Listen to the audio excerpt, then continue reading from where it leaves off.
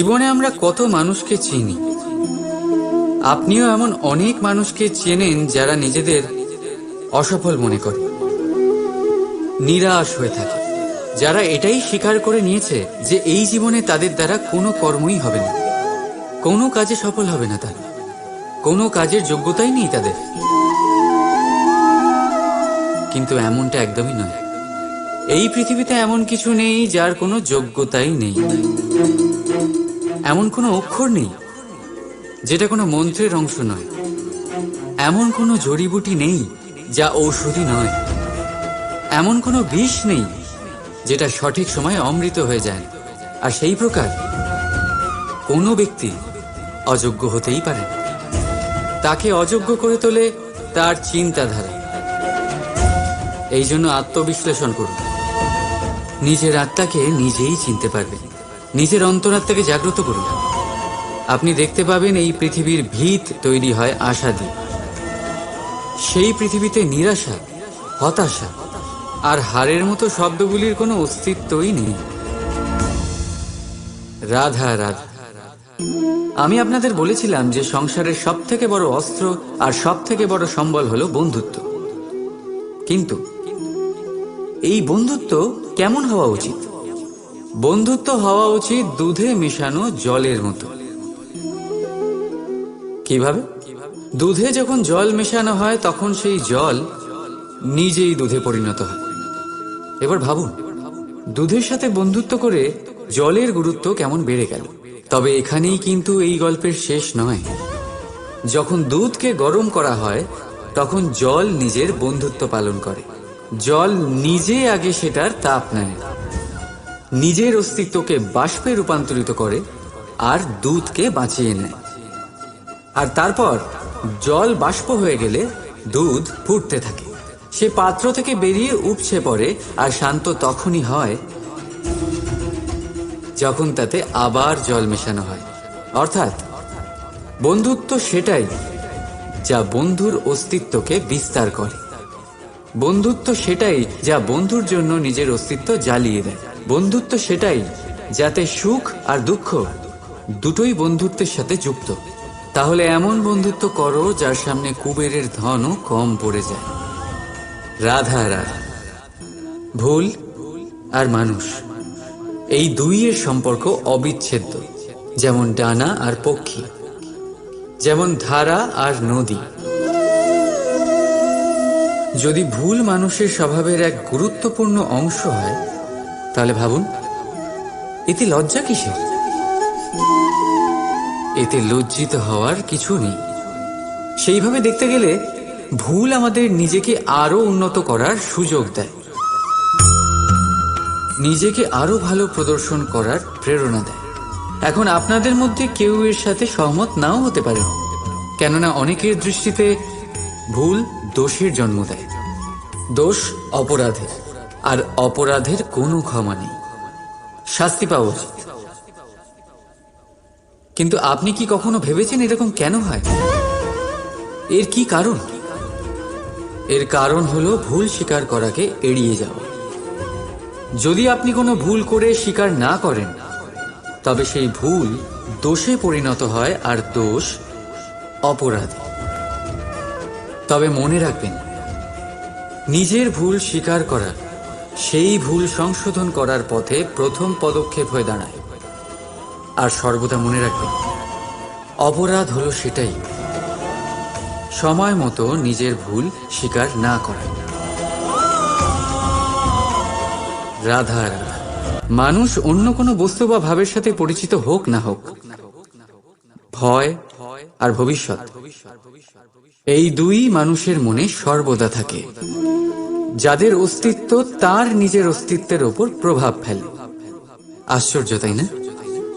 ভয় সেটা যা আপনি জানেন, যা অজানা। আর সেই কারণে আপনার ভয় হয় যে কে জানে কি হবে। ভবিষ্যৎ তাই যা এখনো ঘটেই না। তাহলে যা ঘটেনি সেটা নিয়ে চিন্তা কেন? আপনার হাতে আছে বর্তমান। বর্তমানের কর্ম সত্য মন নিয়ে করুন। আর ভাবুন যে নিজের কর্ম আরো ভালোভাবে কি করে করা যেতে পারে। আর নিজের উপরে ভরসা রাখুন। যদি বর্তমানের কর্ম আপনি মন থেকে করেন তাহলে ভয় নিজেই দূর হয়ে যাবে, আর ভবিষ্যতের ফল অবশ্যই মিষ্টি হবে।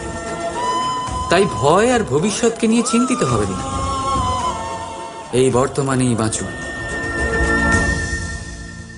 রাধা রাধা, কি অসাধারণ পুস্তক, তাই না? সুন্দর আবরণ, সজ্জিত পৃষ্ঠা,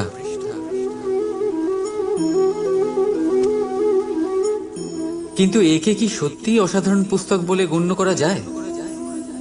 এটাতে যা লেখা আছে তা কি সত্য, প্রেরণাদায়ী, আমাদের জন্য মূল্যবান? কি করে নিশ্চিত হওয়া যায় এই বিষয়ে? এবার আপনারা বলবেন, এ তো সহজ ব্যাপার, আবরণ দেখে পুস্তকের গুণ বিচার করা যায় না। তার জন্য আপনাকে সেটা পড়তে হবে, সেটা বুঝতে হবে, সময় দিতে হবে, তাই না? একদম ঠিক ভাবছেন আপনারা। আশ্চর্য বিষয় হলো এটাই, একটা পুস্তকের ব্যাপারে আপনারা এই সব কিছু জানেন, কিন্তু কোনো ব্যক্তির ব্যাপারে আপনারা এইসব কথা নিয়ে একদম ভাবেন না। ব্যক্তির মূল্যায়ন তার বস্ত্র দিয়ে, তার শারীরিক রূপ দিয়ে বা তার সৌন্দর্য দিয়ে করা যায় না। তার জন্য আপনাকে সেই ব্যক্তির মন পড়তে হবে, বুঝতে হবে, তাকে সময় দিতে হবে। কিন্তু আমরা কি করি? গঠন, রং আর সৌন্দর্য দেখে আকৃষ্ট হয়ে যাই, সেটাকে প্রেম ভেবে বসি। আর প্রত্যেক দিন কাউকে না কাউকে এটা বলতে শোনা যায় যে তার প্রেম কাহিনী সফল হল, সে প্রতারিত হয়েছে। কিন্তু এতে দোষ আর কারণ নয়, স্বয়ং আপনার। আপনি সেই ব্যক্তিকে সময় দেন, আপনি সেই ব্যক্তির বিচারধারা পরখ করেন। প্রেম কিছু মুহূর্তে তৈরি হওয়ার রন্ধন নয়, এর স্বাদ আস্বাদন করার জন্য আপনাকে জীবনভর সময় দিতে হবে। তাহলে সময় দিন, একে অপরের রূপকে নয়, আত্মাকে চিনুন। আর অতি অবশ্যই মন প্রসন্ন হয়ে বলে উঠুন, রাধা রাধা। মানুষের ভাবনা সংসারে সবচেয়ে গভীর, বা বলতে পারেন সবচেয়ে কঠিন ভাব। কখন কি ঘটে যাওয়ার পরে এই মন কি ভেবে বসবে, এটা বলা অসম্ভব। আর আমাদের এই ভাবনা অনেক সময় আমাদের মনে হীন চিন্তা নিয়ে আসে।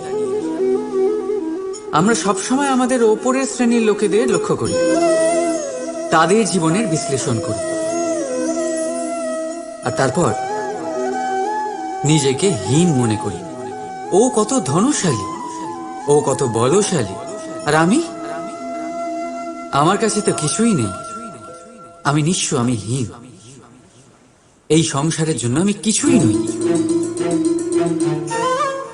মনে হয় না এরকম? কিন্তু আসলে তা নয়। আপনার কাছেও অনেক কিছু আছে, পরখ করে দেখে নিন। অতি ক্ষুধার্ত মানুষ যদি এক মুঠো ভাত পেয়ে যায়, তা যতই অন্যের কাছে ক্ষুদ্র অন্নের দানা হোক, তার কাছে তা ভোজের থেকে কোনো অংশে কম নয়। তাই যখনই মনে হীন চিন্তার উদ্রেক হবে, আপনজনদের দিকে তাকান, তাদের কথা ভাবুন। আপনার বিশ্বাস হয়ে যাবে, আপনি যতই মনে করেন এই সংসারের জন্য আপনি কিছুই নন, কিছু মানুষের জন্য আপনি গোটা সংসার সমান। তাই যা আপনার সংসার, তাতেই সুখী থাকতে শিখুন। রাধা রাধা।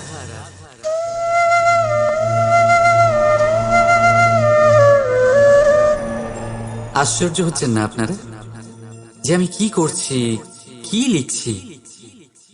দেখতে চান? এবার আপনারা ভাবছেন আমি মাটিতে মাটি কেন লিখছি। এর পেছনে একটা বড় কারণ আছে, কিন্তু সেটা বিশ্লেষণ করার আগে আমাকে একটু জলের ওপর জল লিখতে দিন।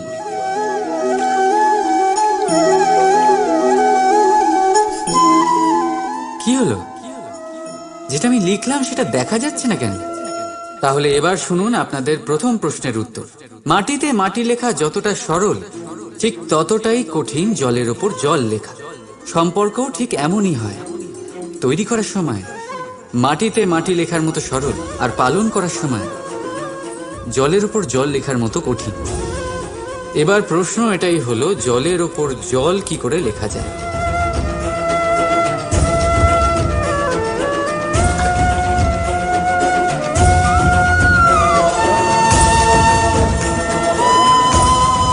যেভাবে এই পাথরগুলো জলের মধ্যে ডুবে জলের গভীরে চলে গেল, ঠিক এইভাবে আমাদের সম্পর্ক পালন করতে হবে।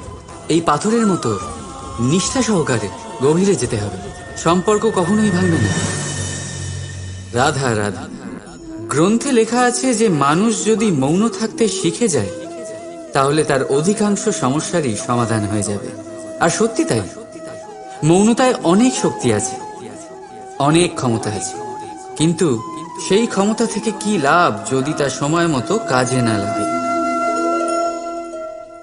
সবসময় মৌন থাকাটা কি উচিত? না। ইতিহাস সাক্ষী, সংসারে বেশিরভাগ সমস্যা এই জন্যই হয়েছে কারণ সময় মতো মানুষ তার বিরোধিতা করতে পারে না, মৌন ছিল। যদি মৌন থাকাটা অস্ত্র হয় তাহলে সেটাকে ঠিক সময় ব্যবহার করাটাও জরুরি। যদি অকারণে মৌন থাকেন তাহলে অন্যায়ের কাছে সেটা সম্মতি হয়ে দাঁড়াবে, আর ধীরে ধীরে সেটা আপনার স্বভাবে পরিণত হবে, আপনার অভ্যেস হয়ে দাঁড়াবে, আর তারপর আপনার ব্যক্তিত্ব একটা সামান্য প্রাণহীন পাথরে পরিণত হবে। প্রয়োজন পড়লে নিজের বাণীর সদ্ব্যবহার করতে শিখুন। বাণীকে কখন বশে রাখবেন আর কখন মৌন থাকা উচিত নয়, এর থেকেও বেশি গুরুত্বপূর্ণ এটা বিচার করা যে কখন মৌনতা ভাঙতে হবে। রাধা রাধা। আপনি শুধু আমাদের দূরে করেছেন বড় ভাই, কিন্তু দূরে রাখতে পারবেন না।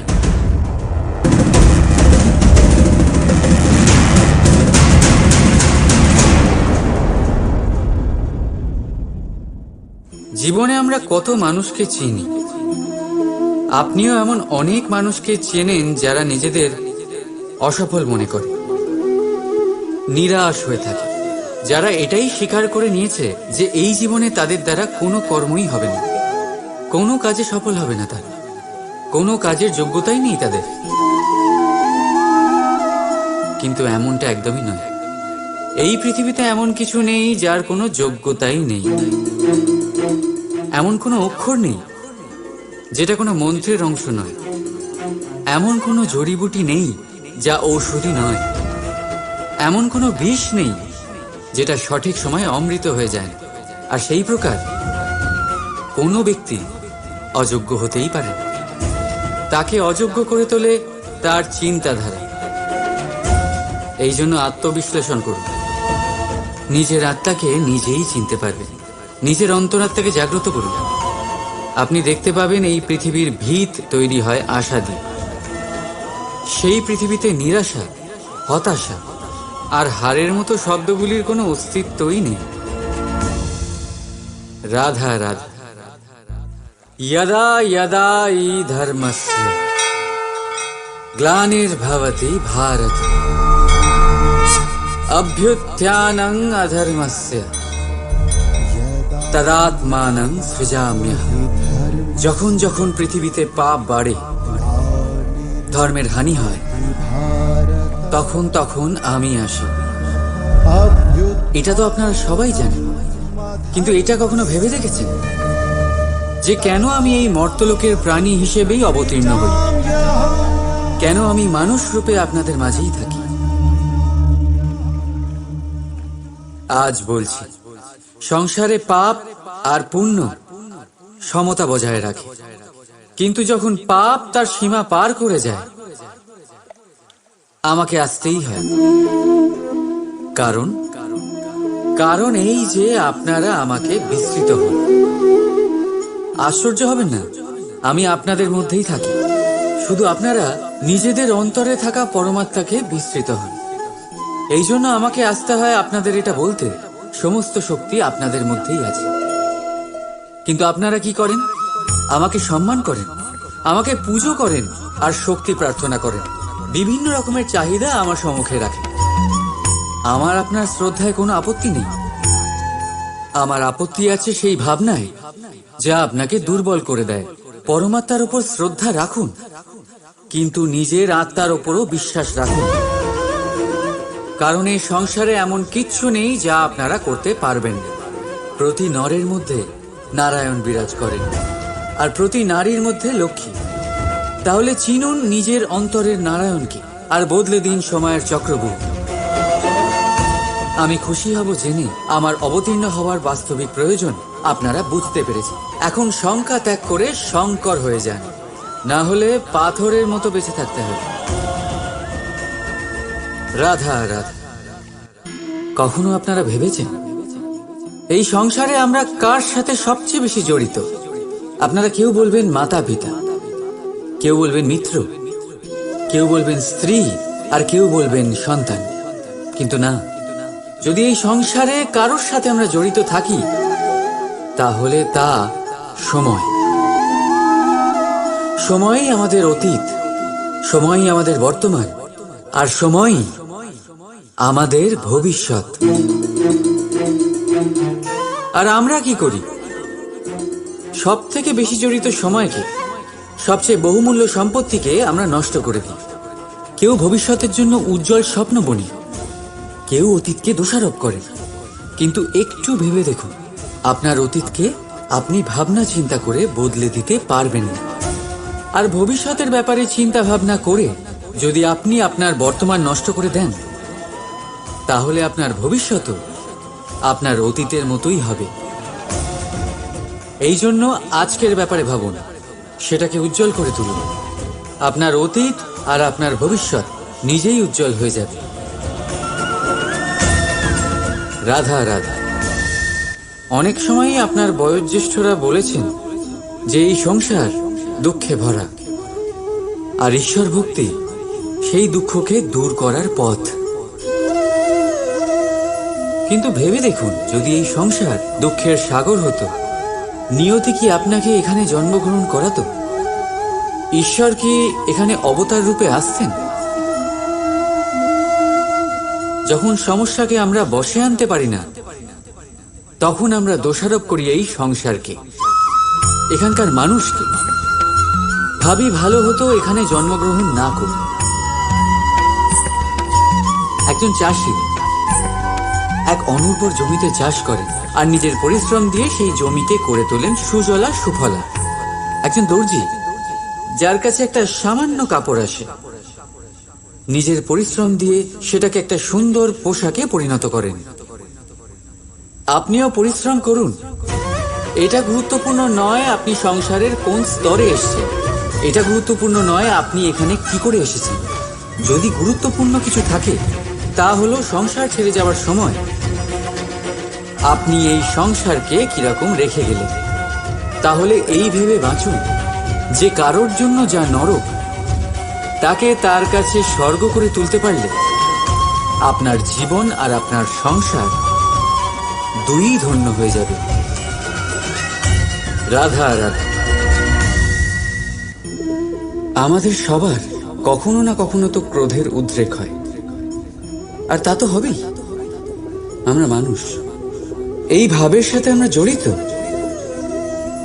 কিন্তু এই ক্রোধ কেন হয় ভেবেছেন কখনো আপনারা? এই ক্রোধ তখনই হয় যখন কোনো কিছু আমাদের মনোপুত হয় না। যেমন কেউ আমাদের কথা না শুনলে, বা যদি আমাদের পরাজিত হতে হয়। কিন্তু এই সব পরিস্থিতির ভিত্তি একটাই, যে কোনো কোনো সময় কোনো কোনো জায়গায় আমরা দুর্বল। ক্রোধ জন্ম নেয় আমাদের দুর্বলতা থেকে, আর তারপর সেটা আমাদের সব থেকে বড় দুর্বলতা হয়ে দাঁড়ায়। আর যদি এই ক্রোধকে বশ না করা যায়, তাহলে ভ্রম জন্ম নেয়। আর যদি এই ভ্রমকে বশে না আনা যায়, তাহলে বিবেক চঞ্চল হয়ে ওঠে। আর এই চাঞ্চল্যকে বশ না করতে পারলে ব্যক্তির তর্ক শক্তি নষ্ট হয়ে যায়, ভাবনা চিন্তা করার ক্ষমতা শূন্য হয়ে যায়, আর তখন সেই ব্যক্তির পতন ঘটে। তাই জন্য নিজের ক্রোধকে বশে রাখুন, আর নিজের মনকে শান্ত হতে বলুন। রাধা রাধা। আমরা নিজেদের সম্পর্কের সাথে বাঁচি, উৎসব পালন করি, খেলা করি, আহার করি, আনন্দ করি। কিন্তু যখন কোনো প্রিয়জন আমাদের থেকে দূরে সরে যায়, এই সংসার ছেড়ে চলে যায়, তখন আমরা দুর্বল হয়ে পড়ি, সর্বদা দুঃখে থাকি। এটা কি হওয়া উচিত? এই প্রকৃতিকে দেখুন, বৃক্ষ পাতার ঝরে যাওয়ার শোক পালন করে না, সে নতুন পাতা জন্মাবার আহ্বান করে। গতকাল আপনি কারো স্থানে এসেছিলেন, আর আগামীকাল আপনার স্থানেও অবশ্যই কেউ আসবে, কারণ এটাই পরিবর্তন, এটাই প্রকৃতির নিয়ম। এতে শোক কিসে? যা গেছে সেটার শোক পালন না করে যা পাবেন অথবা যা আপনার কাছে আছে সেটা উপভোগ করুন। রাধা রাধা। আমাদের কাছে প্রতিনিয়ত বহু মানুষ আসেন। কাউকে আমরা সময় দিই, আবার কাউকে আমরা তিরস্কার করি। কিন্তু তিরস্কার কখনোই করা উচিত নয়। যে কোনো ব্যক্তির আপনার কাছে আসার তিনটি প্রধান কারণ হতে পারে: ভাব, অভাব আর প্রভাব। যদি আপনার কাছে কেউ প্রেম ভাব নিয়ে আসে, তবে তাকে প্রেম দিন, সম্মান দিন। যদি কেউ আপনার কাছে অভাবে আসে, তবে তার প্রয়োজন বুঝুন, আর যথাসম্ভব আপনি তার সাহায্য করুন। আর যদি কেউ আপনার কাছে প্রভাবের জন্য আসে, তাহলেও তাকে উচিত সম্মান দিন। এটা অত্যন্ত ভাগ্যের ব্যাপার যে কেউ আপনার প্রভাবে আছে। কিন্তু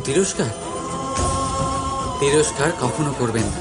তিরস্কার জন্ম দেয় কুণ্ঠাকে, আর কুণ্ঠা যে কাউকে আপনার শত্রু বানিয়ে দিতে পারে। এই জন্য বন্ধুত্ব করুন, আনন্দে থাকুন, আর আমার সাথে বলুন রাধা রাধা।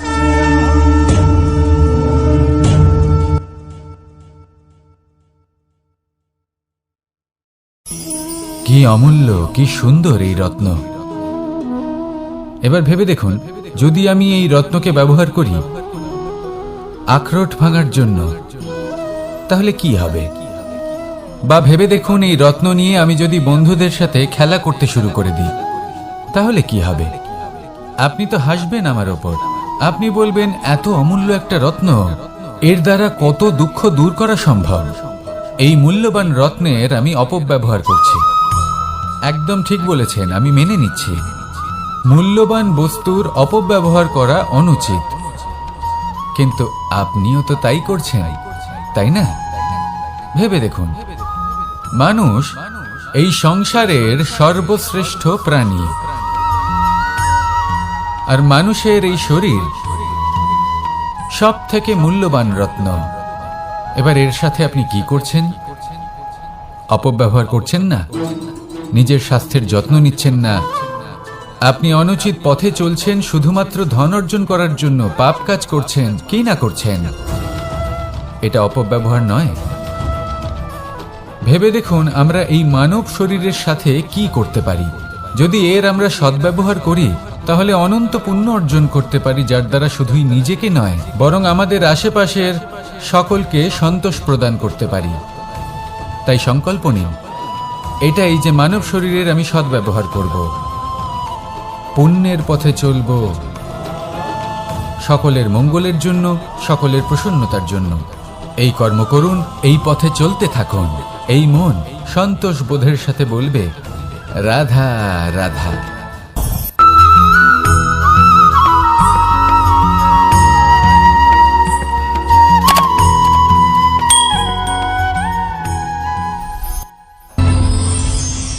কখনো কোনো প্রজাপতিকে উড়তে দেখেছেন? কি সুন্দর উড়ে বেড়ায় সে, এক ফুল থেকে অন্য ফুলে, এক পাতা থেকে অন্য পাতার উপর। কিন্তু সে কিভাবে উড়তে শেখে কখনো ভেবেছেন? জন্ম থেকেই কিন্তু প্রজাপতির ডানা থাকে না, ও কিন্তু ছোট্ট একটা ডিমের আকারে জন্ম লাভ করে। তারপর সেই ডিমটি ভেঙে একটি কীট বাইরে আসে। আস্তে আস্তে সে বড় হয়, ওর শক্তি বৃদ্ধি পায়। তারপর সে সেই কীট দশা ত্যাগ করে নিজের ডানাগুলি মেলে। এই প্রক্রিয়া তার কাছে সরল নয়, অত্যন্ত যন্ত্রণাদায়ক প্রক্রিয়া, কিন্তু সে সেই যন্ত্রণা মেনে নেয় আর তারপর আস্তে আস্তে সে উড়তে শেখে। শুধুমাত্র আকাশে উড়ে বেড়ায় তা নয়, আমাদের মনের মাঝে উড়ে বেড়ায়। এবার এই ডিম থেকে প্রজাপতি হয়ে ওঠার যে যাত্রা, এটা যতটা কঠিন ততটাই কঠিন হয় এই সংসারে শ্রেষ্ঠ কর্ম করা, ততটাই কঠিন হয় এই সংসারে মহান হয়ে ওঠা। সেই জন্য প্রয়োজনীয় প্রচেষ্টা এবং সময়। নিরন্তর প্রচেষ্টা করতে থাকুন, পর্যাপ্ত সময় নিন এবং আপনি নিজেকে এই আকাশে উড়ন্ত অবস্থায় পাবেন। আসুন আমার সাথে ভালোবেসে বলুন, রাধা রাধা। পায়েস হলো আমার বিশেষ প্রিয়। এর মধুর স্বাদ মনকে প্রফুল্ল করে তোলে। ছোটবেলায় মা আমার জন্য পায়েস বানাতেন এবং আমাকে বলতেন যে গরম থাকতে থাকতে খেয়ে নে কানাই, ঠান্ডা হয়ে গেলে ভালো লাগবে না। কিন্তু আমিও দুষ্টু ছিলাম, ঠান্ডা হওয়া পর্যন্ত অপেক্ষা করতাম আর ঠান্ডা হয়ে যাবার পরে মার কাছে যেতাম আর ওনাকে বলতাম যে মা, পায়েস তো ঠান্ডা হয়ে গেছে, এটা গরম করে দিন। তখন মা হাসতেন আর বলতেন যে পায়েস না হয় আমি আবার গরম করে দেব কানাই, কিন্তু এর মধুর স্বাদ, সেই মিষ্টত্ব, সেই সুবাস, সেটা আবার ফিরে আসবে না। কথাটা সত্যি। আর এই সত্যটাই আমাদেরও জীবনের সত্য। আমাদের জীবনের মধুর সম্পর্কগুলি, এতে যখন কটুভাব প্রবেশ করে তখন সেই মিষ্টত্ব ফিরিয়ে আনা প্রায় অসম্ভব ব্যাপার হয়ে যায়। আপনি চেষ্টা করে সেই সম্পর্ক ঠিক করতেই পারবেন, তার জন্য অগাধ পরিশ্রম করতে হবে, কিন্তু আবার সেই মিষ্টত্ব কখনো ফিরে আসবে না। সেই জন্য আপনার জীবনের যে মধুর সম্পর্ক আছে, যতটা সম্ভব চেষ্টা করুন তাতে মিষ্টত্ব বজায় রাখতে। কটুভাব আসতে দেবেন না। আসুন আর আমার সাথে মধুর স্বরে বলুন, রাধা রাধা। শব্দ, শব্দ আসলে কি? শুধুই কয়েকটি অক্ষরের সমষ্টি, নাকি আমাদের বাণী? এই শব্দ এমন এক শক্তি যা কাউকেই নিজের বশবর্তী করে ফেলতে পারে। শব্দ এমন এক অস্ত্র যা কাউকে ক্ষত বিক্ষত করে দিতে পারে। এই শব্দ হলো একটি নাদ স্বরূপ যা কোনো ঘুমন্ত ব্যক্তিকেও জাগিয়ে তুলতে পারে এবং নিজের লক্ষ্যের দিকে অগ্রসর করতে পারে। শব্দে এত শক্তি আছে যে কারোর মনে এতটা আঘাত দিতে পারে যে সে হয়তো জীবনে আর কখনো এগোতেই পারল না। তাহলে এই শব্দের প্রয়োগ খুব ভেবে চিন্তে করবেন। এবং এই শব্দের মতোই হলো নীরবতা। অনেক সময় এই নীরবতা আমাদের সহায়ক হয়ে ওঠে, অনেক সময় এটা আমাদের অনুশোচনাকে অনেক বেশি বাড়িয়ে তুলতে পারে। ভীষ্ম পিতামহ, অঙ্গরাজ কর্ণ, যখন দ্রৌপদীর বস্ত্রহরণ হচ্ছিল তখন এনারা নীরব ছিলেন। দুর্যোধনের বিরোধিতা করেননি, ওকে বাধা দেননি। আর তারপর কি হলো সেটা আপনারা সকলে জানেন। দেখতে গেলে নীরবতা চুপ করে থাকা, কিন্তু যদি কোনো দুষ্টের সামনে চুপ করে থাকেন, যদি তার বিরোধিতা না করতে পারেন, তাহলে এই নীরবতাই অনেক বড় পাপের আকার ধারণ করে। মনে রাখবেন আর আমার সাথে ভালোবেসে বলবেন, রাধা রাধা।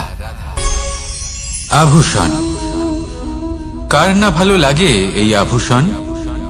আমরা পরিশ্রম করি, ধন অর্জন করি আর আভূষণ কিনে থাকি, কখনো নিজের জন্য, কখনো বা তাদের জন্য যাকে আমরা ভালোবাসি, বা তাদের জন্য যাকে আমরা সম্মান করি।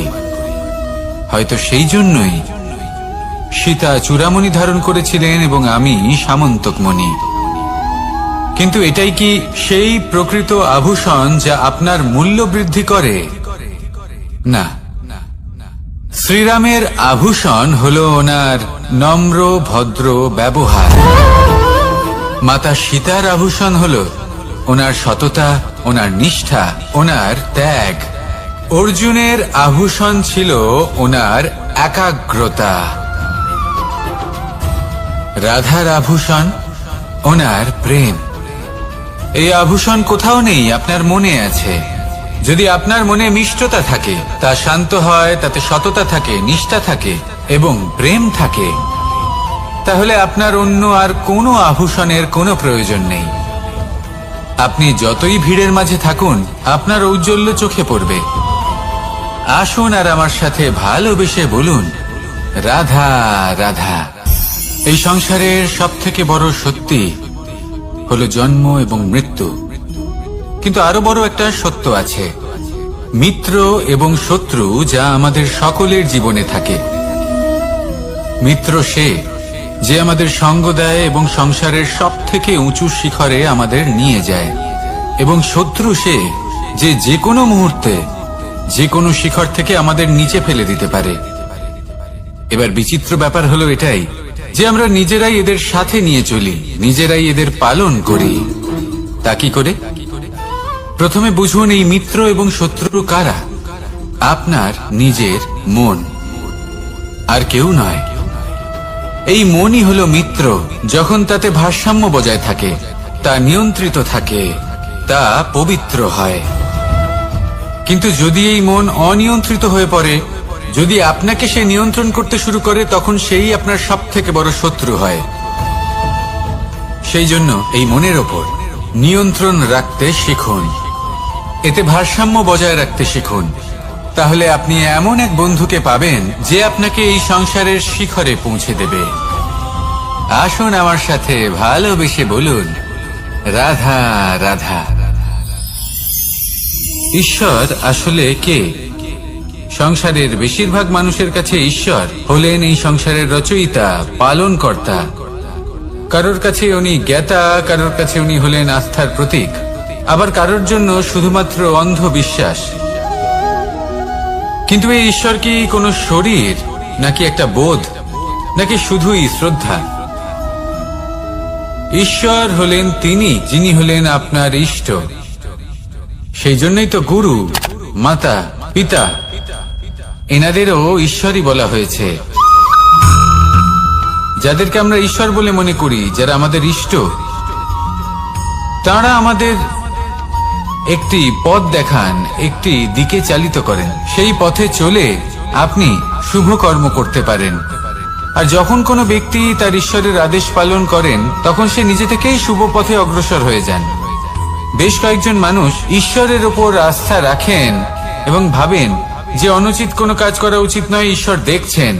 ওনারা ভয় পান যে কোনো অনুচিত কর্ম করলে কে জানে তার পরিণাম কি হবে।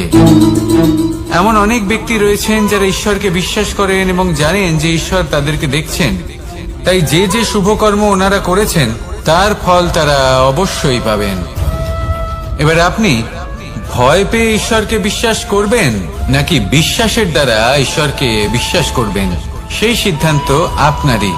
কিন্তু হ্যাঁ, যদি আপনার মনে ঈশ্বরের জন্য কোনো স্থান থাকে, যদি আপনার কোনো ইষ্ট থাকেন, যদি আপনি কাউকে ঈশ্বর মনে করেন, যার প্রত্যেক আদেশ আপনি পালন করে থাকেন, তাহলে বলি, ঈশ্বর কখনো আপনাকে অনুচিত পথে চালিত করবেন না।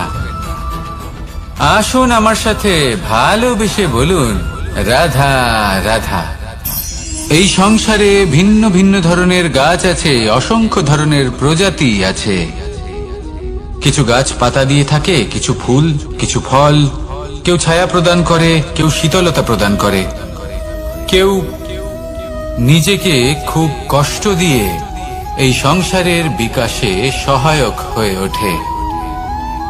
কিন্তু এই সবার মধ্যে একটা বিষয় কিন্তু সমান,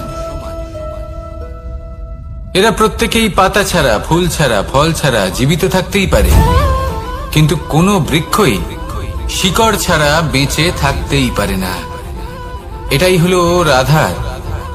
ঠিক সেইভাবেই আমাদের জীবনে শক্তি হোক, ধন হোক বা সাফল্য হোক, আমাদের বা আমাদের পরিবারের প্রসন্নতাই হোক, এই সব কিছুর আধার হলো, সবকিছুর মূল হলো পরিশ্রম। তাই জীবনে চিরকাল পরিশ্রম করতে থাকুন। যদি আপনি জীবনে মহান হবার পথে অগ্রসর হতে চান, তাহলে পরিশ্রম করুন। এই পরিশ্রম দ্বারাই নিজের পরিবারকে প্রসন্ন করুন, নিজের বন্ধুদের প্রসন্ন করুন, এই সমাজকে গর্বিত করুন। আসুন আমার সাথে ভালোবেসে বলুন, রাধা রাধা। এই সংসারের সব থেকে বড় রোগ কোনটা? কেউ বলবে মানসিক রোগ, কেউ বলবে সেই রোগ যা সর্পদংশনের ফলে হয়ে থাকে। এই সংসারে ভিন্ন ভিন্ন ধরনের রোগ আছে এবং তার সাথে ভিন্ন ভিন্ন ধরনের যন্ত্রণাও রয়েছে। এমন একটা রোগ আছে যা চোখে দেখা যায় না, যা আপনার শরীরে কোনো দাগ রেখে যায় না, কিন্তু আপনার আত্মাকে পর্যন্ত ক্ষত বিক্ষত করে, অসুস্থ করে তোলে, বিনাশ করে দেয় আপনাকে এবং তার সাথে আপনার আত্মাকেও। এই অসুখের নাম হলো লালসা। লালসা, যে কর্ম সাধন করেছেন তার থেকে বেশি ফল লাভ করার আশা। লালসা, যা আজ আছে তার থেকে অনেক বেশি লাভ করার ইচ্ছে। এই ইচ্ছে এই সংসারে সবার থেকে এগিয়ে থাকার আপনাকে প্রেরণা যোগাবে, কিন্তু তার জন্য আপনাকে অপরাধযোগ্য কাজ করতে উৎসাহিত করবে। আপনার বন্ধু, আপনার আত্মীয়, আপনার পরিবার, এই সবার থেকে আপনি কখন দূরে চলে যাবেন আপনি বুঝতেই পারবেন না। উচিত অনুচিত কোনটা, ধর্ম অধর্ম কোনটা, সব ভুলে যাবেন আপনি। সেজন্য মনে রাখবেন, নিজের জীবনে যদি আপনি লালসার থেকে নিজেকে দূরে রাখতে পারেন, তাহলে এর অর্থ হলো যে আপনি এই সংসারের সব থেকে বড় অসুখের ওপর বিজয় লাভ করেছেন। আসুন আমার সাথে ভালোবেসে বলুন, রাধা রাধা। এই সাগর কত বিশাল আকার, কখনো শান্ত কখনো উত্তাল, কিন্তু এই সাগরকে এত মহান কে করে তুলল? জল। এবার এই জলের যাত্রা দেখুন, সেটা কতটা কঠিন। এই জল সাগরে থাকে।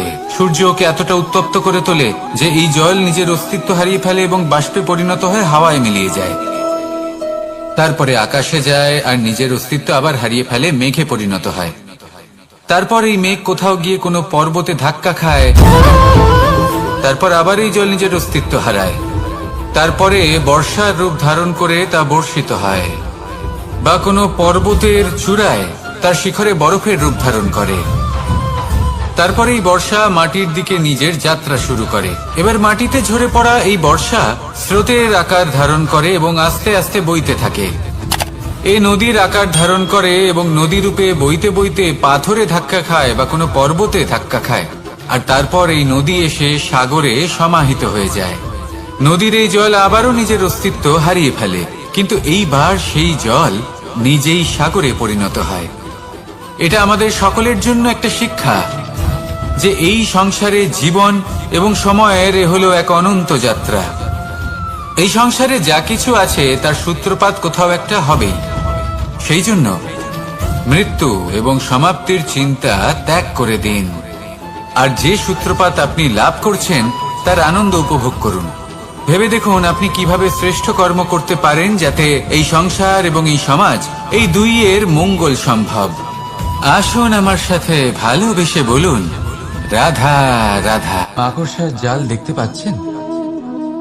মাকড়সারা ভীষণ পরিশ্রম করে এটা তৈরি করে। নিজের শরীরের রস দিয়ে এই জাল বোনে। আপনি কি এটার উদ্দেশ্য জানেন? আসলে মাকড়সা এই জালে ছোট কীটপতঙ্গ ধরে তাদেরকে খাদ্যরূপে গ্রহণ করে। কিন্তু আপনি কি এই কথা জানেন যে একদিন মাকড়সা নিজেই নিজের জালে জড়িয়ে মৃত্যুবরণ করে থাকে? বলুন কি করেন আপনি এই জাল দেখতে পেলে? দেখতে পেলেই মুছে ফেলেন এর অস্তিত্ব, তাই না? তেমনি অন্যদিকে পাখির বাসা। পাখিরাও ভীষণ পরিশ্রম করে এটা তৈরি করে, কিন্তু যদি পাখি একদিন এটা ছেড়ে চলে যায় তাহলেও লোকে এটা নষ্ট করে দেয় না। কারণটা কি? এর কারণ হলো এর নির্মাণ জীবন সঞ্চারের জন্য করা হয়েছিল, নষ্ট করার জন্য নয়। তাই মনে রাখবেন, জীবনে আপনার পরিশ্রম যতই বেশি হোক না কেন, যদি আপনার লক্ষ্য শুভ না হয় তাহলে আপনারও বিনাশ নিশ্চিত।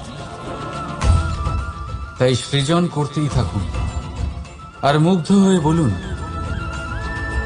রাধা রাধা।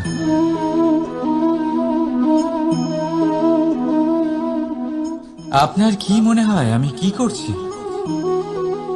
আপনি বলবেন আমি প্রদীপ জ্বালাচ্ছি, সঠিক। কিন্তু প্রশ্ন হচ্ছে যে আমি কি আপনাকে বলেছি যে একে প্রদীপ বলা হয়? না। এই প্রদীপ কি নিজেই নিজের পরিচয় আপনাকে দিয়েছে? না। তাহলে আপনি কি করে জানলেন যে একে প্রদীপ বলা হয়? উত্তর হচ্ছে, করবে যে লোকে আপনাকে প্রদীপ ভেবে ভালোবাসবে নাকি সাপ ভেবে ভীত হয়ে থাকবে। রাধা রাধা। সময় কত বিচিত্র হয়। সময় আমাদের পক্ষে থাকলে আমরা নিজেদের রাজা মনে করে নিই, আর সেই সময় যদি বিপক্ষে চলে যায় তাহলে নিঃস্ব হতে সময় লাগে না। তাই মানুষের একটা অভ্যেস আছে, খারাপ সময়ের জন্য কিছু সঞ্চয় করা। আত্মীয়, বন্ধু খারাপ সময়ে পাশ থেকে সরে যায়। যশ, মান প্রতিকূল সময় চিরস্থায়ী হয় না। তাই মানুষ মনে করে অর্থ সঞ্চয় করাই শ্রেয়। অর্থের কোনো হৃদয় নেই যা সময়ের সাথে পরিবর্তিত হবে। সংসার বলে সর্বদা অর্থ সঞ্চয় করতে থাকুন। খারাপ সময় অবশ্যই কাজে লাগবে, কিন্তু আমি বলবো শুভ কর্ম করতে থাকুন, আনন্দে থাকুন, নিজের ওপর আর ঈশ্বরের ওপরে বিশ্বাস রাখুন। খারাপ সময় কখনো আসবেই না। রাধা রাধা। প্রকৃতি মানুষকে এক বিশেষ শক্তি দিয়েছে, অন্য জীবের থেকে বেশি শক্তি দিয়েছে। স্মরণ শক্তি। এই শক্তি মানুষকে অন্য জীবের থেকে ভিন্ন করে, ইতিহাস রচনা করার প্রেরণা দেয়, জ্ঞানকে বংশানুক্রমে এগিয়েও নিয়ে যায়। আর যারা ভুলে যান, অধিকাংশ সময় তারা উপহাস আর দয়ার পাত্র হয়ে যান। কিন্তু এটাই কি প্রকৃত রূপে সত্য? না। এই স্মরণ শক্তি মানুষের বিকাশের সব থেকে বড় বাধা হয়ে দাঁড়ায়, তার মনকে দূষিত করে দেয়। খারাপ অভিজ্ঞতা, কারোর করা বিশ্বাসঘাতকতা, কারোর কটাক্ষ বেশিরভাগ মানুষই ভুলতে পারেন না। রাধা রাধা। মানুষ নিজের পরিবারের জন্য কত কিছুই না করে, দিন রাত পরিশ্রম করতে থাকে যাতে তার পরিবারের প্রয়োজন পূরণের জন্য অর্থ রোজগার করতে পারে। কিন্তু শুধু অর্থ রোজগার করাটাই কি যথেষ্ট? আপনি বলবেন হ্যাঁ, নিশ্চয়ই। অর্থ দিয়ে সব কিছু পাওয়া যায়, বিদ্যা পাওয়া যায়, বাড়ি পাওয়া যায়, ওষুধ পাওয়া যায়, আর কত কিছুই না পাওয়া যায়। এই সব একটা পর্যায় পর্যন্ত সঠিক, কিন্তু একটু মন দিয়ে ভেবে দেখুন, যখন কোনো শিশু অসুস্থ হয়ে পড়ে তখন সে ওই তিক্ত ওষুধ কেন খেয়ে নেয়? এই জন্য কারণ ওর পিতা সেই ওষুধ অর্থ দিয়ে কিনেছে? না, বরং এই জন্য কারণ তার পিতা যে তার সামনে দাঁড়িয়ে, তার উপরে তার বিশ্বাস আছে। বিশ্বাস আছে যে উনি তার কিচ্ছু হতে দেবেন না। এই বিশ্বাস, এই সংস্কার, এই শিক্ষা কখনো অর্থ দিয়ে পাওয়া যায় না। এটা পাওয়া যায় সেই সময় থেকে যা মাতা পিতা তাদের সন্তানের সাথে কাটিয়েছেন। তাই জীবনে অর্থ অবশ্যই উপার্জন করুন, কিন্তু নিজের পরিবারকেও সময় দিন, আনন্দ পাবে। রাধা রাধা। বিরোধিতা এমন এক শব্দ যা শুনে আমরা সবাই ভয় পেতে থাকি। যদি কেউ আমাদের বিরোধিতা করে তা আমাদের সহ্য হয় না। আমরাও কারোর বিরোধিতা করে কোনো শত্রুতা করতে চাই না।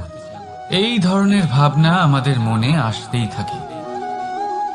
কিন্তু বিরোধিতা, এই শব্দ আপনার শান্তির জন্য, আপনার সুখের জন্য কতটা গুরুত্বপূর্ণ তা আপনারা জানেন না। তাই যদি কাল এসে কেউ আপনার বিরোধিতা করে, তখন সবার আগে নিজেকে যাচাই করুন। আপনি কি ভুল করেছেন? আপনার দোষ কি? নিজের মধ্যে কি ত্রুটি আছে সেটা বোঝার চেষ্টা করুন, নিজেকে সংশোধন করার চেষ্টা করুন, তারপর দেখুন বিরোধিতার এই আগুন আপনাকে স্বর্ণ থেকে কুন্দন বানিয়ে তুলবে।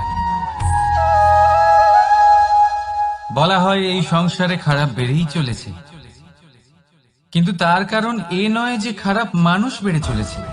তার কারণ হলো যে ভালো মানুষ, যাদের ভালো চিন্তা, ভালো বিচারধারা আছে, তারা খারাপের বিরোধিতা করতে পারে না। যদি আপনার সম্মুখে কোনো খারাপ কর্ম হয়, তাহলে তার বিরোধিতা করতে সংকোচ করবেন না, কারণ বিরোধিতার এই আগুন মন্দকে পিছুপা হতে অবশ্যই বাধ্য করে। রাধা রাধা। জীবনে আপনি এরকম মানুষও দেখবেন যারা এটা বলে, ভাবে, নিজেকেও বলে যে উনি সেই এমন ব্যক্তি যার মতো আমি হতে চাই।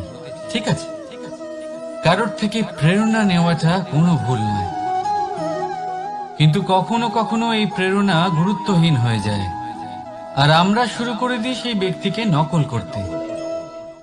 এখানেই থেমে যায় আমাদের উন্নতি।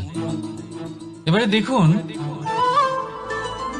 সংসারে শত কোটি রঙের ফুল আছে, কিন্তু তারা কখনো একে অপরকে নকল করে না। সময়কে ব্যবহার করুন নিজের অস্তিত্ব নির্মাণ করার জন্য,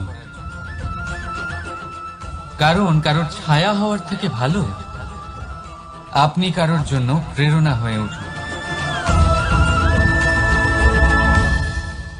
রাধা রাধা।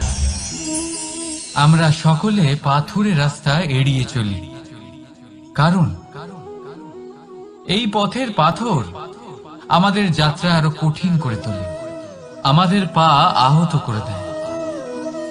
কিন্তু একটা গুরুত্বপূর্ণ কথা আমরা ভুলেই যাই, এই কঠিন পথই না শুধু আমাদেরকে নিজেদের দুর্বলতার সাথে পরিচয় করায়, বরং আমাদের শক্ত হওয়ার প্রেরণাও দিতে থাকে।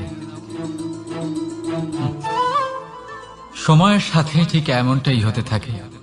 সবাই ভালো সময়ের অপেক্ষা করতে থাকেন, ভালো সময়ের জন্য পরিশ্রম করেন, তার জন্যই চিন্তা করেন, কিন্তু ভুলে যান যে ভালো সময় বহুবার আমাদের বিবেক নষ্ট করে দেয়। সেখানেই খারাপ সময় আমাদের বুদ্ধিকে সঠিক পথে চালিত করে। রাধা রাধা। ঘোড়াকে যতই প্রশিক্ষণ প্রদান করুন, তার মুখে লাগাম তো পরাতেই হবে।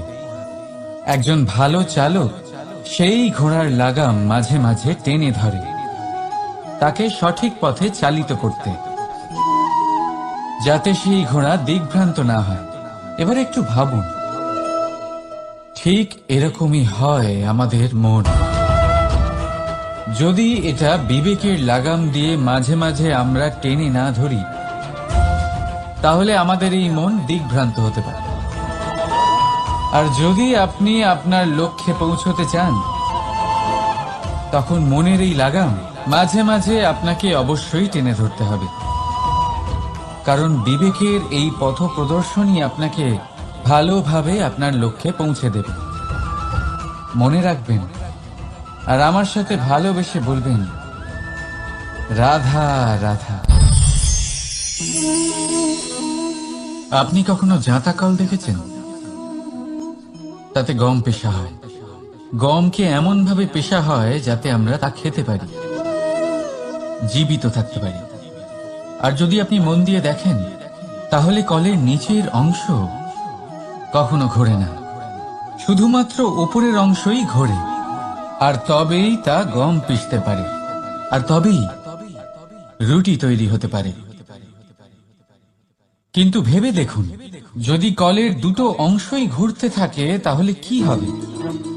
তা গম পেশার বদলে একে অপরকে পিষে নিজেদের অস্তিত্ব শেষ করে দেবে। তাই জীবনে কোনো কাজ যখন মন আর মস্তিষ্ক মিশিয়ে করা হয় তখনই তা সম্পন্ন হয়, কিন্তু যখন বিষয় হলো ভক্তি, তখন মস্তিষ্কের যুক্তির মৌন থাকা প্রয়োজন। আর যখন বিষয় হলো কর্ম আর ন্যায়, তখন মনের আবেগের মৌন থাকা প্রয়োজন। তাই মন আর মস্তিষ্কের এই সম্মিলনে সতর্ক থাকবেন। একসাথে অবশ্যই চলবে, কিন্তু একে অপরের বাধা যেন না হয়ে দাঁড়ায়। রাধা রাধা। আমি একটা এমন শব্দ যার অনেকগুলি মানে হয়, যার আসল অর্থ হল অহং। যদি আপনি কথা বলেন সৃষ্টির নির্মাণ নিয়ে, তাহলে আমি ব্রহ্মদেব হয়ে সৃষ্টির নির্মাণ করবে। যদি আপনি কথা বলেন প্রলয়ের, তাহলে সেই আমি মহাদেব হয়ে বিনাশ করবে। এই আমি সঙ্গতিপূর্ণ, কিন্তু শুধু ততক্ষণ যতক্ষণ আপনি এটা সবার সাথে ভাগ করছেন। কিন্তু আমরা বহুবার এর মানে বুঝতে পারি না। এই অহংকে সীমিত করে দিই একটা ব্যক্তি অবধি, শুধু নিজে। আর তখনই জেগে ওঠে অহংকার, যাতে প্রাধান্য পায় শুধুমাত্র আমি, আমরা নয়। আর একজন ব্যক্তি একা না উৎপাদন করতে পারে আর না করতে পারে সৃজন। এবারে দেখুন, বৃষ্টির এক ফোঁটা, তারও অস্তিত্ব আছে, কিন্তু তা ধরিত্রীতে পড়লেই সমাপ্ত হয়ে যায়। কিন্তু যখন ফোঁটাগুলি একসাথে পড়ে, তখন শুরু হয় বর্ষা, আর তখনই তৈরি হয় ধারা। রাধা রাধা। বলুন, কি দেখতে পাচ্ছেন আপনি? আমার হাতের এই সাদা বস্ত্র, নাকি এতে লেগে থাকা এই কালো দাগ? এবারে সত্যি কথা বলতে কি, আপনার নজর সবার আগে এই কালো দাগের উপরে গেছে। ঠিক আছে, এমনই তো হয়। ভীষণ কম মানুষ থাকেন যারা ভাবেন কোনো ব্যক্তি ভীষণ পরিশ্রম করে এই বস্ত্র ধুয়েছেন, এটা শুকিয়েছেন। বেশিরভাগ মানুষের নজর যায় এই দাগের উপরে, ভাবেন যে এটা কি করে লাগলো। কিছুটা এরকমই হয় আমাদের ব্যক্তিত্বের সাথে। আমাদের শুভ কর্মের উপরে আমাদের একটা খারাপ কর্ম ভারী মনে হয়। এবারে ভাবুন, যদি আমি চন্দ্রের কথা বলি, তাহলে তার শীতল আলো দেখার পূর্বে তার কলঙ্ক লক্ষ্য করেন, সেই চাঁদে লেগে থাকা কালো দাগ দেখে নেন। সেই জন্যই বিশেষ করে যারা শুধুমাত্র শুভ চিন্তা করেন আর উপকারী কর্ম যারা করেন, তাদের আমি বলবো সাবধানে থাকবেন। কারণ আপনার একটা খারাপ কর্ম চিরকালের জন্য উদাহরণ হয়ে দাঁড়াবে। রাধা রাধা। সাফল্য। যদি আপনাকে জীবনে সাফল্য পেতে হয়, তাহলে আপনি একাধিক মানুষ পাবেন যারা একাধিক উপায় বলবে আপনাকে সাফল্য পাওয়ার। দীর্ঘ সময় ধরে পরিশ্রম, চেষ্টা, নির্ধারণ, নিষ্ঠা, এই বিষয়ে ভাষণ দিতে থাকবেন। একাধিক রকমের উদাহরণ আপনার সামনে তুলে ধরবেন। কিন্তু আমার এটা মনে হয়, আমরা কেন সেই বিষয়ে কথা বলি না যা মানুষকে অসফল করে তোলে? শুধু দুটো ব্যাপার অসফল হওয়া নিশ্চিত করে। শুধু দুই ধরনের মানুষ বেশিরভাগ অসফল হন।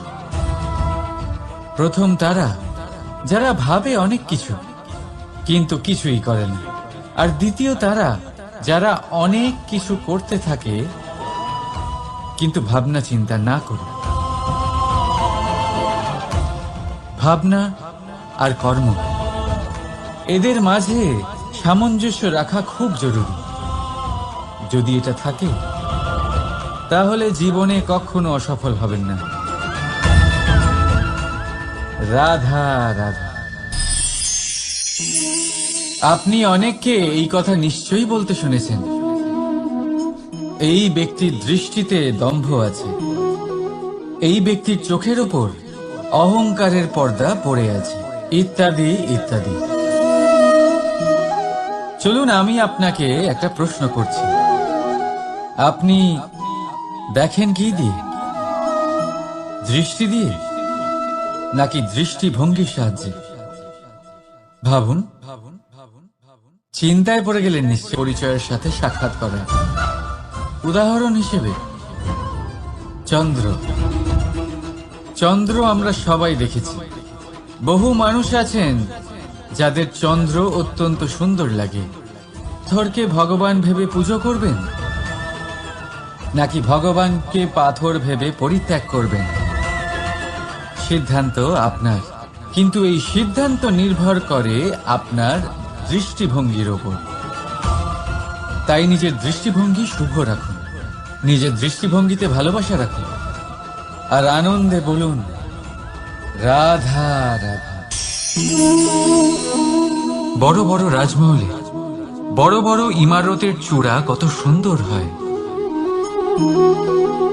কিন্তু আপনি কি কখনো এই বিষয়ে ভেবেছেন যে এই সুন্দর চূড়ায় পৌঁছতে গেলে আপনাকে পৃথিবীতে পা ফেলতেই হবে? সেই সুন্দর চূড়ায় পৌঁছে দীপ্তি পাওয়ার জন্য আপনাকে একটা কঠিন পথ অবলম্বন করতেই হবে। যদি আপনি কোনো কঠিন পথে না গিয়ে এই পৃথিবীর সাহায্য ছাড়াই শুধু উচ্চতার দিকে অগ্রসর হতে থাকেন, তাহলে সর্বদা অসফল হবেন। সেই জন্য নিজের স্বপ্ন পূরণের এই যাত্রাতে নিজের পথ কখনোই হারাবেন না, নিজের পথ থেকে সরবেন না। যদি এমন করেন তাহলে তো আপনার স্বপ্ন পূরণ হবেই না, তার সাথে আপনি নিজের পথও হারাবেন। রাধা রাধা। কৌতুক অর্থাৎ হাসি, এটা জীবনে কতটা গুরুত্বপূর্ণ।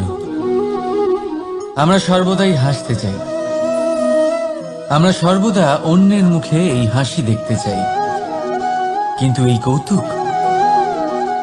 কৌতুক অনেক প্রকারের হয়, আর এই কৌতুকের ভিত্তি কি সেটাও খুব গুরুত্বপূর্ণ। কৌতুক কেবল তখনই পাবেন যখন তা শুদ্ধ মন থেকে আসবে। কৌতুক তখনই পাবেন যখন তা সামনে আর অপমানিত ব্যক্তির মন তিক্ত হয়ে থাকে। তাই মনে রাখবেন যে এই কৌতুক যেন কৌতুকই থাকে, তা উপহাস বা কটাক্ষ না হয়ে যায়। রাধা রাধা। মানুষ, এই শব্দের সূচনা হয় মন থেকে, আর সেই জন্যই হয়তো আমাদের এই মন এতটা গুরুত্বপূর্ণ। এবারে দেখুন না, আমাদের মনই সবকিছু চালনা করে। মনই সেই যে কল্পনা করে, মনই সেই যা কল্পনাকে বাস্তবে পরিণত করার জন্য পরিশ্রম করতে আমাদের প্রেরণা যোগায়। মনই সেই যা লোভের জালে জড়িয়ে পড়ে। মনই সেই যা অভিমানের পর্দা দিয়ে ঢেকে যায়। আর এই মনই সেই যা আপনাকে বিনাশের দিকে টেনে নিয়ে যেতে পারে। কিন্তু যদি তা পরোপকার করার ইন্ধন পায়, তাহলে এমন কোনো মহান কাজ নেই যা আপনি করতে পারবেন না। কিন্তু এই মন কি? এটা বোঝানো যায় দুটো শব্দের মাধ্যমে, দুটো সহজ শব্দ। প্রথম, একজন কুশল সেবক। দ্বিতীয়, একজন সংকট প্রবণ মালিক।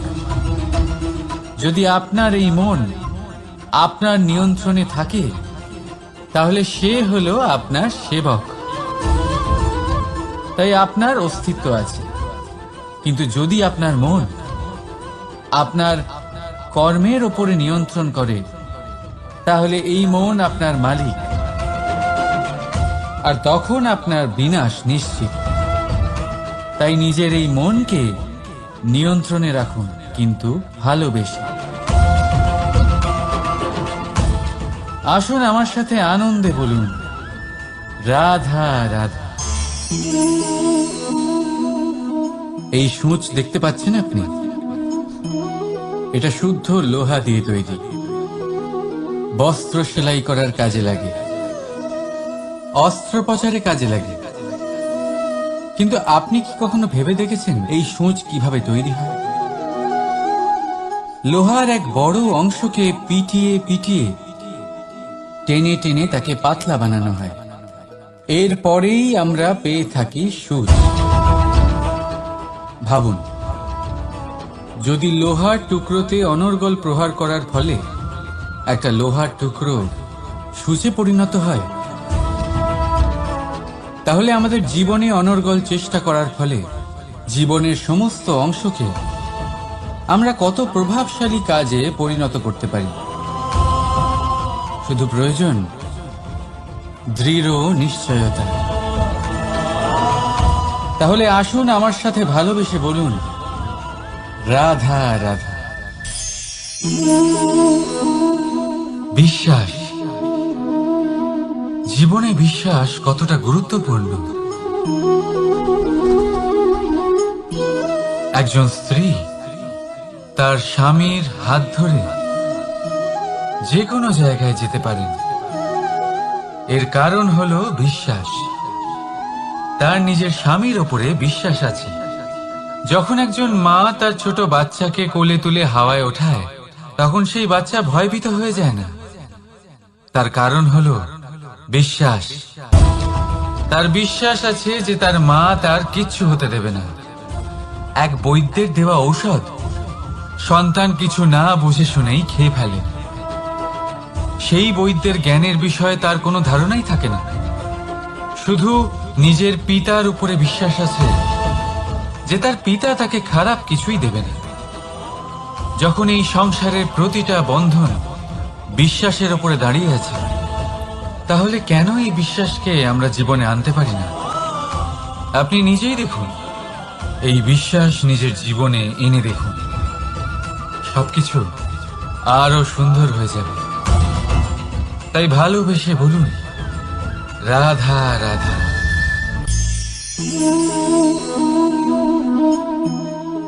অহংকার,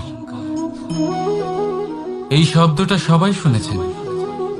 বহু মানুষকে আপনি এটা বলতে শুনেছেন যে ওই ব্যক্তির অহংকার আছে, ওই মানুষটির ক্ষমতার অহংকার আছে, ওই ব্যক্তির নিজের রূপ নিয়ে অহংকার আছে, ওই ব্যক্তির নিজের অর্থের অহংকার আছে, ইত্যাদি ইত্যাদি। কিন্তু এই অহংকার, এর অস্তিত্ব হয় কি করে? এবারে একবার এই হাতটা দেখুন। যদি এই হাতের 5 আঙ্গুল উঠে দাঁড়ায়, আশীর্বাদ। আর যদি এই হাতের 5টা আঙ্গুল একসাথে মুঠো হয়ে যায়, শক্তি। সংকটের বিরুদ্ধে ঢাল। কিন্তু এই একটা আঙ্গুল সংকটের কারণ হয়ে দাঁড়াতে পারে। এই একটা আঙ্গুল শত্রুকে আহ্বান জানায়। এবার অহংকার বলে এই শব্দটাই দেখেন। আমাদের থেকে আলাদা হয়ে গেলে হয় অহং। অহং অর্থাৎ ব্যক্তির মনে হয় যে সে আপনদের থেকে, নিজের বন্ধুদের এবং সঙ্গীদের থেকে, নিজের পরিবারের থেকে অনেক উপরে, অনেক শ্রেষ্ঠতর সে। কিন্তু মনে রাখবেন, এই অহংকার কোনো ব্যক্তির অস্তিত্বের বিনাশের প্রথম ধাপ। তাই ঝেড়ে ফেলে দিন এই অহংকারকে আর বিশ্বাস করুন আমাদের ওপর, কারণ তখনই আপনি শান্তি পাবেন।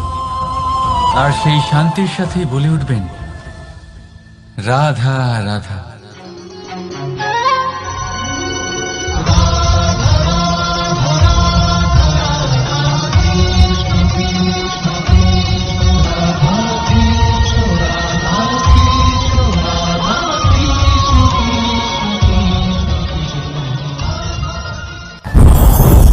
ওমা, এ কি? আমি কখন থেকে এখানে অপেক্ষা করছি, হাত পেতে দাঁড়িয়ে রয়েছি যাতে একটা ফল আমার হাতে এসে পড়ে এবং সেটা আমি খেতে পারি। কখন থেকে অপেক্ষা করছি, কিন্তু সেটা হচ্ছেই না। এবার আপনি বলবেন যে এসব কি বলছি, এই কি অদ্ভুত কথা বলছি। যদি ফল খেতে হয় তাহলে আমাকে বৃক্ষে চড়তে হবে, ফলের কাছে পৌঁছতে হবে, তবেই তো ফল পাবো। এবারে এটা অত্যন্ত সহজ ব্যাপার, কিন্তু এই বিষয়টা আপনি নিজের জীবনের প্রসঙ্গে ভেবে দেখুন। লক্ষ্য কোথায় আছে আপনি জানেন, সেই লক্ষ্যে পৌঁছানোর পথ কি সেটাও আপনি জানেন, সেই পথে চলার ক্ষমতাও আপনার রয়েছে, কিন্তু তাও আপনি নিজের লক্ষ্য লাভ করতে পারছেন না। কেন? কারণ আপনি অপেক্ষা করছেন যে লক্ষ্য আপনার সামনে চলে আসবে, কিন্তু তা হয় না। লক্ষ্য সে যাই হোক না কেন, ধন হোক, প্রেম হোক, কোনো সম্মান হোক বা মোক্ষ হোক, যদি আপনি তার দিকে অগ্রসর না হন তাহলে ফল প্রাপ্তি অসম্ভব ব্যাপার, তা কোনোদিনই হবে না। সেই জন্য আপনার চোখের সামনে আপনি যদি নিজের লক্ষ্যকে দেখতে পান তাহলে উঠুন এবং সেই দিকে অগ্রসর হতে শুরু করুন। নিজের অন্তরের সকল অশুভ গুণ দূর করুন, অলসতা ত্যাগ করুন, অজ্ঞানতা ত্যাগ করে দিন এবং চলতে থাকুন। অবশ্যই মনোবাঞ্ছিত ফল লাভ করতে পারবেন। মনে রাখবেন, চলতে থাকলে তবেই লক্ষ্য প্রাপ্তি হবে। অপেক্ষার দ্বারা শুধুমাত্র মৃত্যু লাভ হবে। আসুন আমার সাথে ভালোবেসে বলুন, রাধা রাধা। পাখি কখন জন্ম নেয়, কখন উড়তে শেখে, কখন বাসা বানাতে শেখে, কখন নিজের মৃত্যু লাভ করে, এসব আমাদের মধ্যে কেউ জানি না। কিন্তু পাখি একটা কথা খুব ভালো করে জানে, যে এই সংসারে যা কিছুই করুক না কেন, এই সংসারে ওকে নিয়ে কিচ্ছু যায় আসে না। এবার আমরা কি করি? কোনো কাজ করার আগে আমরা এটা ভাবি যে এই সংসার যদি আমাকে দেখে ফেলে তাহলে কে জানে এই সংসার কি ভাববে, আমার প্রতিচ্ছবি কেমন তৈরি হবে কে জানে, কে জানে কি হবে আদি ইত্যাদি। এই সব ভাবনায় আমরা মগ্ন হয়ে যাই। কিছুটা এমন ভাবে মগ্ন হই যে বর্তমানের কর্মের এই জীবনের যাত্রাপথে সেই সময়ের আনন্দ উপভোগ করতে ভুলে যাই। এবার দেখুন একটা পাখি কি করে, ওর কর্ম হলো গান গেয়ে চলা। ওই পাখি গেয়ে চলে, কেউ ওর গান শুনুক বা না শুনুক, কেউ আদৌ শুনছে কিনা সেই বিষয়টা নিয়ে সেই পাখির কিছুই যায় আসে না। সেই পাখি নিজের কর্ম করতে থাকে। হয়তো সেই জন্যই আপনি কখনো কোনো পাখিকে কাঁদতে দেখবেন না। এরকমই আপনাকে নিজেকে গড়ে তুলতে হবে। প্রথমে নিজেকে জিজ্ঞেস করুন, এই যে কর্ম আমি করতে চলেছি সেটা কি উচিত? যদি আপনার মনে হয় সেটা উচিত তাহলে সেটা প্রমাণ করুন। এটা ভাববেন না যে এই সংসার কি ভাববে। আসুন আর আমার সাথে ভালোবেসে বলুন, রাধা। বনের মধ্যে যদি আপনি কোনো বিষাক্ত সাপ দেখেন তাহলে কি করবেন? আপনি তখনই তার থেকে দূরে পালাতে চেষ্টা করবেন। আর এটা কেন করবেন? নিজের রক্ষার্থে। এই কথা আমি নয় মেনে নিলাম, কিন্তু নিজের জীবনে এটা করেন না কেন? আপনি যেখানেই যান, যে স্থানেই যান না কেন, প্রত্যেক সময়ে প্রত্যেক মুহূর্তে এমন বিষাক্ত সাপ আপনি অবশ্যই খুঁজে পাবেন। আর সেই সাপ নয় যাদের আপনি বনে খুঁজে পাবেন, এরা হলো সেই সাপ যা আপনাকে পাপ করতে বাধ্য করবে। আপনার অন্তরের বাসনা, ক্রোধ, অহংকার, লোভ, ঈর্ষা এদের বৃদ্ধি ঘটাবে। দেখুন, বনের এই সাপ আপনাকে একবার ছেড়ে দিতেও পারে, ছোবল নাও মারতে পারে, কিন্তু এই যে পাপরূপী সাপ আছে তা অবশ্যই ছোবল মারবে।